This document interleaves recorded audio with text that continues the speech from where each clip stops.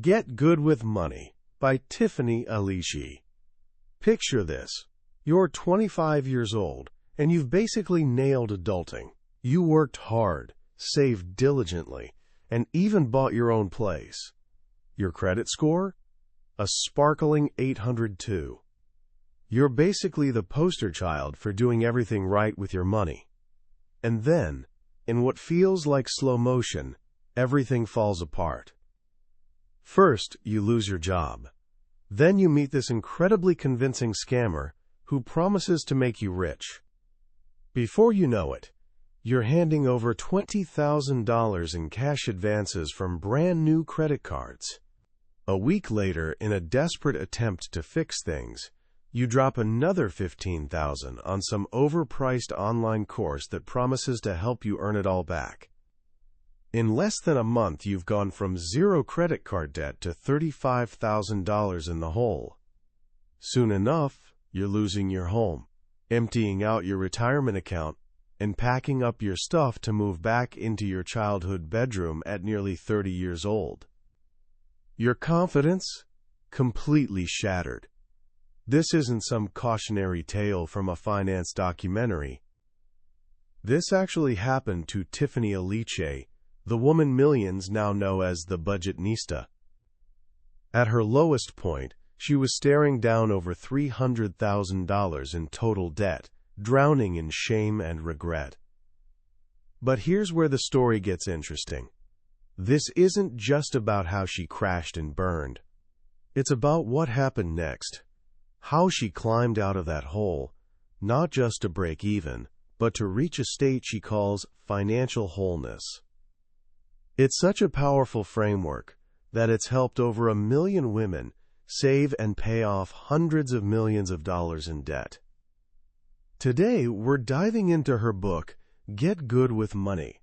And trust me, this isn't just another collection of budgeting tips. By the time we're done, you'll understand the 10 fundamental pillars that create genuine, lasting peace of mind with your money. Think of it as a blueprint for building a financial life that's not just stable, but bursting with possibility, no matter where you're starting from today. So, when your financial world has imploded, where do you even start? Or better yet, where do you begin if you've never really felt in control of your money in the first place? Here's what Tiffany learned. The first step has nothing to do with spreadsheets or numbers. It's all about mindset. Think about the last time you made a mess. Maybe you knocked over a glass of red wine on a white carpet. What did you do? Did you freeze up, beating yourself up about how clumsy you are? Or did you calmly grab some paper towels and start cleaning? Tiffany learned this lesson from her mother. While her dad would naturally stress about the cost of replacing things, her mom would quietly hand her a paper towel. The message was clear. Stop dwelling on the mistake and focus on fixing it. We do this with our finances all the time. We make a misstep, overspend a bit, take on some debt, make a questionable investment, and we absolutely tear ourselves apart over it. But here's the thing. Shame is possibly the worst financial advisor you could have. It keeps you frozen in place. Tiffany teaches us to become what she calls a paper towel person.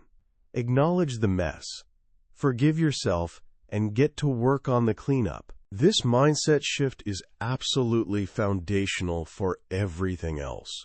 Because getting good with money isn't about being perfect, it's about being resilient. The big idea in Tiffany's work is something she calls financial wholeness. This is such a beautiful concept. It's not about becoming a millionaire or retiring on some yacht in the Mediterranean. It's about getting 10 key areas of your financial life working together smoothly. When these 10 pillars are solid, you've built a foundation so strong that it would take an absolute hurricane to knock you down. You're secure not because you're wealthy, but because you have a plan. Interestingly enough, Tiffany discovered this after she'd already become financially successful. 7 years after launching her business, she was earning more in a month than she used to make in an entire year as a preschool teacher. She'd paid off all her debts, bought a new house with cash, and even paid off her parents' mortgage. By any standard, she was financially free. And yet, she was terrified.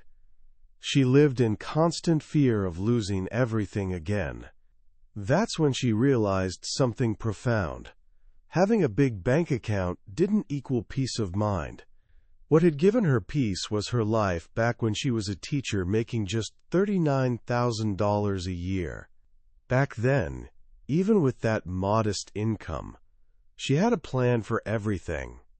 She had saving strategies, a debt payoff plan, solid credit, insurance coverage, and even a retirement account. Every piece of her financial life had a purpose. She was financially whole, even if she wasn't wealthy. That realization is the beating heart of this book. So let's walk through this journey to wholeness, starting with building a rock-solid foundation. The very first pillar of financial wholeness is something that makes most people want to run for the hills: budgeting. But Tiffany completely flips the script on this. A budget, she explains, isn't a restriction. It's not some miserable financial diet where you eat ramen every night. A budget is actually your say-yes plan. It's the tool that lets you say yes to your dreams. Whether that's a vacation, launching a business, or going back to school, it's your roadmap to getting there. The process kicks off with a simple exercise she calls the money list. You don't dive into numbers right away. You start with words. Grab a piece of paper and create 2 columns, money in and money out. Under money in, list every single source of income, no matter how tiny. Your paycheck, that side hustle, birthday money from your grandmother, all of it goes on the list. Then, under money out, list everything you spend money on. Rent, groceries, your phone bill, that daily coffee run, nights out with friends. Don't judge yourself.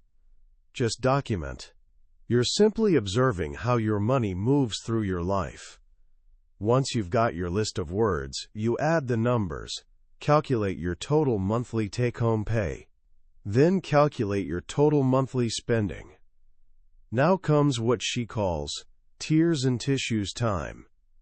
You subtract your total money out from your total money in. The number you're left with is your beginning monthly savings. For a lot of people, this moment is genuinely shocking. The number might be negative. It might be a tiny positive number that doesn't explain where all the money actually goes. Whatever it is, this number isn't passing judgment. It's just a diagnosis. It's your starting point for making real progress. With this diagnosis in hand, you can start looking for the cure. Tiffany has a clever system for this. You go through your money out list and label each expense with one of 3 letters: B, UB, or C. B stands for bills. These are your fixed, non-negotiable expenses. Things like rent, your mortgage, a car payment, or student loans. If you don't pay them, you'll face legal consequences. You have almost no control over these amounts. UB stands for utility bills, things like gas, electricity, and water. These are still bills, but the amounts change based on how much you use. You have medium control over these. C stands for cash expenses. This doesn't just mean physical cash. It represents all your flexible, lifestyle spending. Groceries, haircuts, entertainment, dining out. These are the expenses where you have the highest level of control. This simple exercise is incredibly revealing. If most of your money is going to B's and UB's, you don't actually have a spending problem. You have an income problem. But if your C expenses are devouring a huge chunk of your budget, that's a spending problem. Knowing the real root of the issue is the only way to find the right solution. This budgeting foundation leads directly to the second pillar, saving. Tiffany wants us to save like squirrels. It's honestly a perfect metaphor. Squirrels don't gorge themselves during summer and then panic when winter arrives. During the abundant seasons, they work constantly, gathering and stashing acorns for the lean times they know are coming. They prepare. Humans? We tend to do the exact opposite. When times are good, we spend more. We act like the good times will roll on forever. But financial winter, whether it's a job loss, a medical emergency, or a recession, eventually comes for everyone. So saving isn't just about future purchases. Its primary purpose is creating a cushion. Your first goal should be building an emergency fund of at least 3 to 6 months of what she calls your noodle budget. Your noodle budget is the bare bones amount you need to survive, just your essential B's and UBs. This fund is your safety net. It's the acorn stash that lets you weather the storm without drowning in debt. To make saving actually happen, Tiffany recommends a brilliant strategy: separating your funds. She suggests having at least 2 checking accounts and 2 savings accounts, spread across different types of banks. You'll have a deposit/spending account at a big, convenient bank. This is where all your income lands and where you pay for your flexible expenses. Then you'll have a separate bills account at the same bank. This account doesn't even have a debit card attached. You transfer just enough money into it each month to cover your B and UB expenses, and you automate your bill payments from there. This way, you can never accidentally spend your rent money on a spontaneous shopping spree. Your savings accounts, though, should live at an online-only bank. Why? Because it makes your money inconvenient, and inconvenient money gets saved. If your savings are just one quick app transfer away, it's way too easy to dip into them for an impulse purchase. But if it takes 1 to 3 days to transfer that money, that pause forces you to really ask yourself, do I actually need this? Most of the time, the honest answer is no. The third pillar of a strong foundation is digging out of debt. Tiffany is crystal clear on this. Debt isn't a place you're trapped in. You have debt, sure, but it doesn't define who you are. Getting rid of it is crucial, but it shouldn't be your only goal. She loves to point out that her 4-year-old nephew is debt-free, but he's also broke. The real goal isn't just being debt-free. It's using the money you free up from debt payments to actually build wealth. To tackle debt, you start by creating a debt list. Similar to the money list, you write down every single debt you have, the name, the total amount owed, the minimum payment, and most importantly, the interest rate. With this list in front of you, you can choose a paydown strategy. You've probably heard of the 2 main approaches, the snowball method and the avalanche method. The snowball method means paying off your smallest debts first, regardless of interest rates. This gives you quick psychological wins that build momentum. The avalanche method has you tackle the debt with the highest interest rate first, which saves you the most money over time. Which one is better? Tiffany suggests a hybrid approach. Start with the snowball method to knock out 1 or 2 small debts and build your confidence. It's like learning to run by walking around the block first, not by attempting a marathon on day 1. Once you've built that momentum and confidence, you can switch to the avalanche method to demolish those more expensive debts. The final pillar of your financial foundation is your credit score. As her friend Jason Vitug puts it, a credit score isn't a grade on how well you manage your own money. It's a score that reflects how well you use other people's money. A good score, ideally 740 or higher, opens doors. It gives you access to better interest rates, which can save you tens of thousands of dollars over your lifetime on things like mortgages or car loans. Your score is built from 5 components, but the 2 most important are your payment history, which accounts for 35%, and your amounts owed, or credit utilization, which is 30%. This means that simply paying your bills on time, every single time, and keeping your credit card balances low are the most powerful things you can do. She offers a fantastic hack to boost your score called Jump Like Jordan. Here's how it works. Pick your smallest recurring bill, like a Netflix subscription. Choose one credit card and pay it down to 0. Set that small bill to automatically charge to that card every month. Then, set up your bank account to automatically pay the full credit card balance every month. This creates a perfect payment loop. Every month, a small balance gets reported to the credit bureaus, showing you're using credit responsibly, and then it's immediately paid off, showing you're reliable. This consistent, positive activity can make your credit score jump like Michael Jordan on the court. Tiffany herself used this exact method to raise her score from a disastrous 547 to over 750, all while she still had an active foreclosure on her report. Once you've got this foundation of budgeting, saving, debt, and credit in place, you're stable. You're no longer standing on shaky ground. Now you can start building upward. This brings us to the next phase of financial wholeness: growth.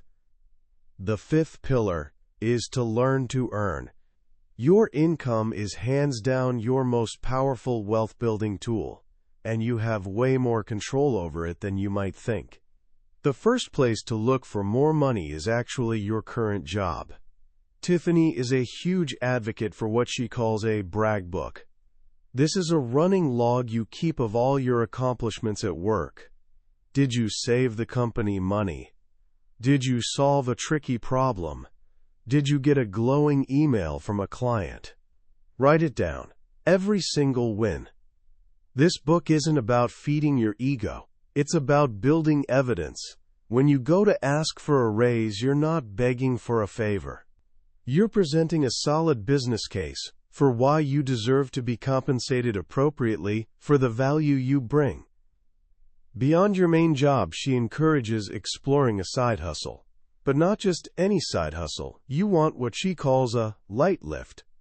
This means leveraging skills you already have from your job or education. If you're a teacher, you can tutor. If you're an accountant, you can do bookkeeping for small businesses. There's no steep learning curve, which means you can start earning extra income almost right away. With your income growing, you now have more fuel for the most powerful engine of wealth creation: investing. This is the 6th pillar, and honestly, it might be the most transformative one. Tiffany uses this beautiful analogy. Saving is like the gas in your car, but investing is the bridge that takes you from the mainland of your regular life to your own private wealth island. You invest for 2 primary reasons: retirement and wealth building. To make retirement feel less like some abstract concept, she introduces us to Wanda. Wanda is Tiffany's future 70-year-old self.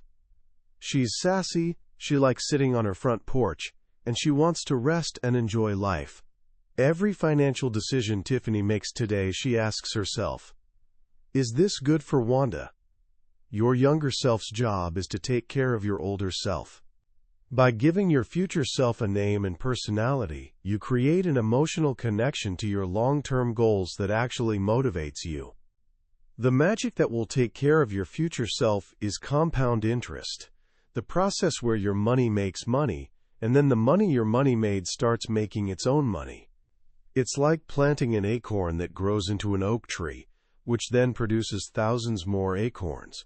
You don't have to save $1 million. You just have to save and invest the seeds that will grow into $1 million. For retirement, she walks through the main vehicles like a 401k, often offered by employers, and an IRA, which you can open on your own. A key piece of advice: always contribute enough to your 401k to get the full employer match. That is literally free money. It's like your boss offering you a raise and you saying, "No thanks, I'm good." You would never do that, right? For wealth building, which is about improving your life now and leaving a legacy, you can invest in a taxable brokerage account. Here you can buy individual stocks, mutual funds, or ETFs. For beginners, she recommends a simple, powerful strategy. Invest consistently in a low-cost S&P 500 index fund. This lets you own a tiny piece of 500 of the largest companies in the U.S. You don't have to pick individual winners. You just have to bet on the market as a whole, which, over the long term, has always trended upward. So, we've built the foundation, we've started growing. Now we need to protect what we've built. The final 4 pillars are all about protection. Pillar 7 is insurance. Insurance isn't an investment. It's a risk management tool. It's the seatbelt in your financial car. You hope you never need it, but you're incredibly grateful it's there if you do. You need proper coverage for health, life, disability, and your property, like your home and car. For life insurance specifically, she strongly advocates for term life insurance for 99% of people. It's simple and affordable, unlike those more complex and expensive permanent policies that are often sold with high commissions attached. Pillar 8 is growing your net worth. Your net worth is basically your financial temperature. It's a simple formula: what you own your assets minus what you owe your liabilities. The goal isn't just having a high income, it's having a positive and growing net worth. This means every single year you should aim to own a little more and owe a little less. Pillar 9 is picking your money team. You don't have to navigate this journey alone. Your team can be as simple as an accountability partner, a friend who shares your goals and helps keep you on track. As your finances get more complex, your team might expand to include professionals like a certified financial planner, an accountant, or an insurance broker. And finally, the 10th pillar of financial wholeness is leaving a legacy through estate planning. This isn't just for wealthy people. Your estate is simply everything you own. An estate plan, which includes things like a will and designating beneficiaries, is your final act of love. It's the instruction manual you leave behind to make sure the people and things you care about are taken care of according to your wishes. It prevents confusion and conflict for your loved ones during what's already a difficult time. From budgeting all the way to estate planning, these 10 pillars work together to create a life of real financial security and freedom. It's a journey from being financially scattered and fearful to becoming financially whole and confident, ready to say yes to your richest, fullest life. When you step back and look at what Tiffany Aliche has created, what really stands out is its profound humanity. This isn't a book written from some ivory tower by someone who's only ever known success. It's a roadmap drawn by someone who's been genuinely lost in the woods, who knows exactly where the cliffs are, because she's nearly fallen off them herself. The most powerful lesson here, in my view, is how she redefines financial success itself. We live in a culture that constantly equates wealth with a number in a bank account. But Tiffany shows us something more meaningful and honestly more achievable: financial wholeness. It's a state of being where your finances stop being a constant source of anxiety and become a source of genuine strength instead. It's that quiet confidence that comes from knowing you have a plan for your spending, for your saving, for your debts, for your growth, and for your legacy. This idea is incredibly empowering, especially if you're just starting out. It tells you that you don't have to wait until you're rich to feel secure. You can start building that security right now with your very next paycheck by putting these 10 pillars in place one at a time. What also makes this book so effective is its focus on behavior and mindset over complicated financial products. The tools she offers, the money list, the noodle budget, the brag book, the jump like Jordan trick, are all brilliantly simple. They're designed not just to be understood intellectually, but to actually be done. They're small hinges that swing really big doors. If there are just a few things you could take from our conversation today and apply to your own life, let them be these. First, become a paper towel person. When you make a financial mistake, and you absolutely will, don't let shame paralyze you. Forgive yourself quickly, focus on the solution, and move forward. Your resilience matters way more than your perfection. Second, give your future self a name, whether you call her Wanda or something else entirely. Create a living, breathing person you're working for. This simple act transforms the abstract goal of saving for retirement into a personal mission to take care of someone you genuinely love. And finally, embrace the idea that a budget is actually your say yes plan. Don't see it as a cage limiting your life. See it as the key that unlocks the door to your dreams. By telling your money where to go, you're empowering yourself to build the life you truly want to live. That was a summary of Get Good with Money by Tiffany Aliche. We've covered the major themes and stories today, but a summary is like looking at a map of a beautiful country. The real adventure, the real discovery, happens when you actually decide to travel there yourself. If anything we've talked about today has sparked curiosity in you, I really encourage you to pick up a copy of the book. Reading it is more than just learning a set of rules. It's an experience that can fundamentally change your relationship with money and, by extension, your relationship with your own future. You can find a link to the book in the description below. Also, if you found this journey valuable, I'd really appreciate it if you'd hit that like button and subscribe to the channel. That way you won't miss our next exploration into another potentially life-changing book. Let's keep learning and growing together.